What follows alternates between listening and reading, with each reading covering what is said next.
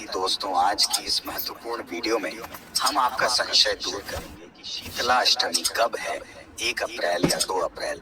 लेकिन वीडियो को पूरा देखिएगा, तभी आपका कंफ्यूजन दूर होगा।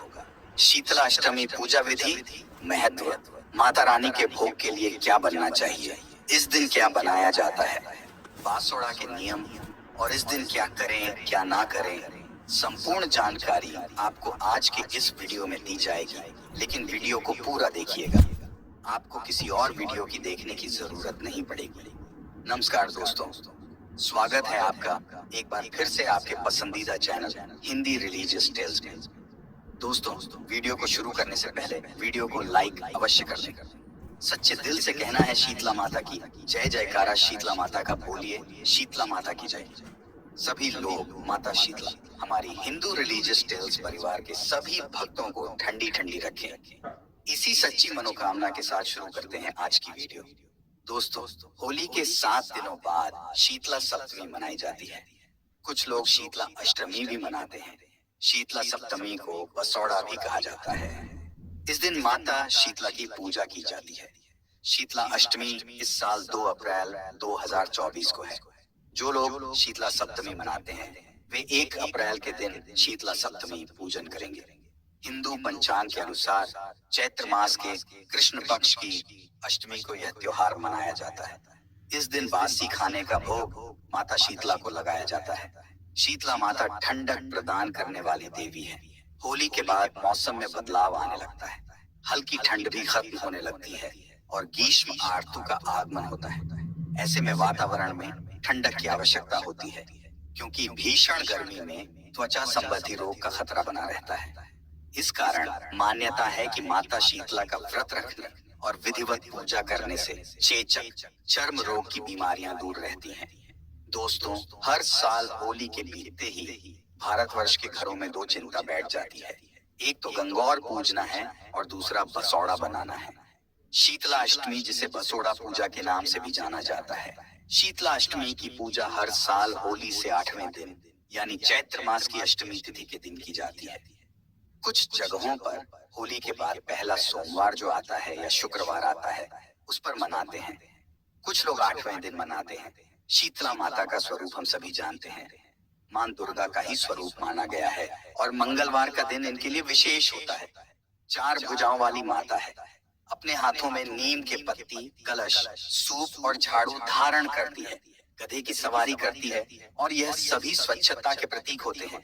ऐसी मान्यता है कि शास्त्रों के अनुसार मां शीतला की आराधना बच्चों को दुष्प्रभावों से मुक्ति दिलाती है।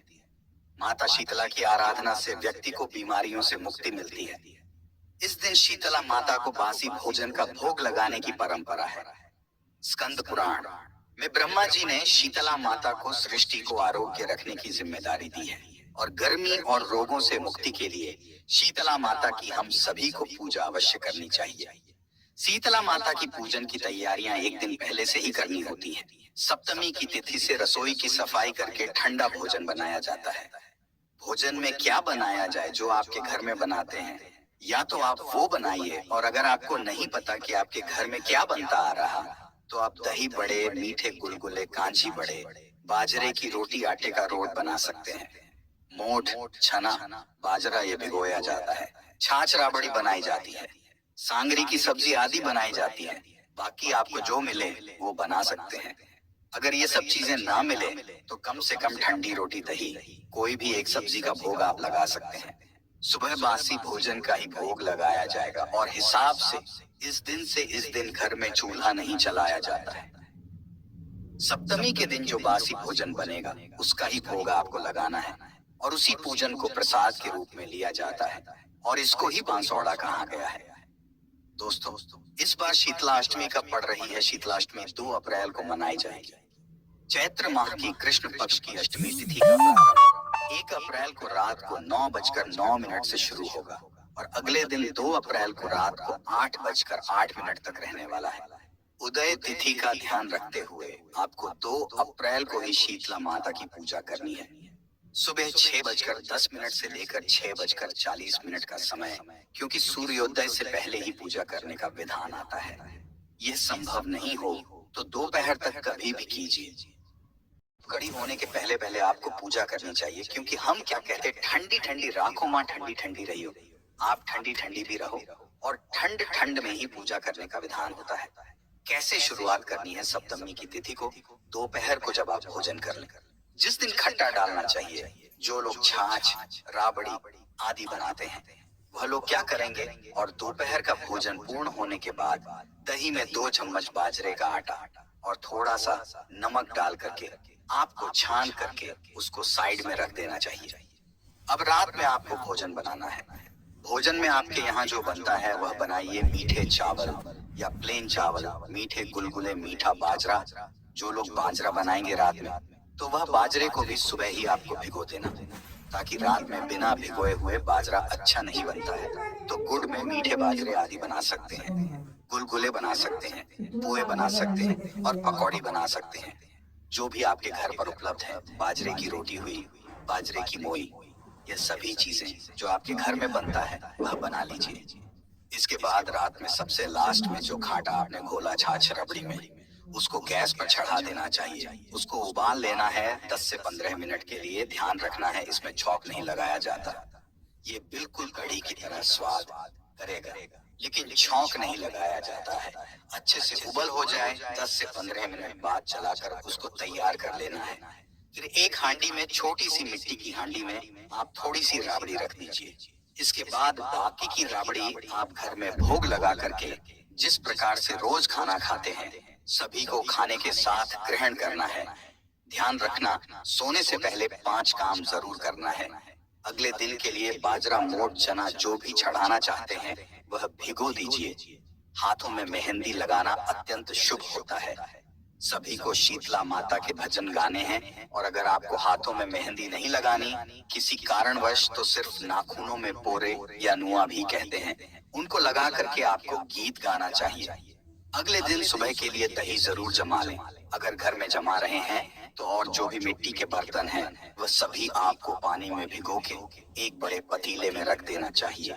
और एक मिट्टी का सकोरा, जो मैंने बताया कि शीतला माता के लिए राबड़ी भर के रखना है, वह राबड़ी आपको भर के साइड में रख देनी है। ये सभी चीजें आपको रात में करके सोना है, और अगले दिन सुबह जल्दी उठना चाहिए। इस दिन सुबह सुबह घर को साफ नहीं करना है, बासी घर में ही पूजा की जाती है।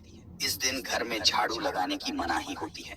फिर सभी लोग, घर के लोग ठंडे जल से स्नान करें और स्वच्छ धुले हुए हल्के रंग के वस्त्र पहने। शीतला अष्टमी के दिन नए कपड़े या फिर डार्क कलर के कपड़े नहीं पहने चाहिए, बासी कपड़े ही पहने जाते हैं। स्त्रियां चाहे इस दिन नारंगी यानी ऑरेंज कलर के कपड़े पहनकर पूजा करें, ये बहुत शुभ माना जाता है। माता शीतला, माता का प्रिय रंग नारंगी है, तो वह धारण कर सकते हैं। अब क्या करना है, तैयार हो गए। अब आप बाजरे का पानी निकाल लीजिए और हल्दी की गांठ, जो आपने होली की छल दिखाई थी, उसको घिसकर चंदन के पट्टे पर तिलक जैसा बना लीजिए। आपके पास नहीं है, आपने होली पर नहीं दिखाई हल्दी की गांठ, तो कोई बात नहीं, आप हल्दी घोल करके तिलक बना लीजिए। चावल के स्थान पर भीगे हुए बाजरा है, वही चिपकाया जाता है। अब जो छाछ राबड़ी आपने अलग रखी थी वह रख लीजिए। एक कटोरी में दही रख लीजिए। अगर और सभी 7 कुंडारे, इसमें 7 कुंडारे भरने का नियम होता है। आपके घर में मेंबर ज्यादा है तो अभी 11 या 21 सभी सदस्यों के हिसाब से, और 2 ज्यादा ये लेनी चाहिए। इस प्रकार से आपको करना चाहिए। और ये सभी जितने कुंडारे आप भरेंगे, हर कुंडारे में थोड़ा चावल, एक गुलगुला, थोड़ा दही, थोड़ी राबड़ी, थोड़ी मीठी बाजरा, थोड़ा भिगोया हुआ बाजरा, और ये सभी चीजें भर लीजिए। अब कच्चा सूत आपको लपेटना चाहिए। ये सारे कुंडारों पर अब एक प्लेट में एक ठंडी बासी रोटी ले लीजिए। उस पर थोड़ी सी धुली हुई मूंग की दाल रखनी है, और जल का लोटा ले लीजिए। थोड़ा सा गुड़ रख लीजिए, और माता को चढ़ाने के लिए थोड़े सफेद पुष्प, चुनरी, कच्चा सूत जो सफेद वाला है, मेहंदी, बिंदी, काजल, ये रख लीजिए। कुछ लोग 16 श्रृंगार चढ़ाते हैं तो वह भी रख सकते हैं। चूड़ियां आदि, और शीतला माता को जो बड़कुल्ले की माला, जो गोबर के कंडों की माला आपने बनाई होगी होली पर एक शीतला माता की, वह आपको रख लेनी है, वह भी चढ़ाना है। थोड़ा सा घी भी रखिए।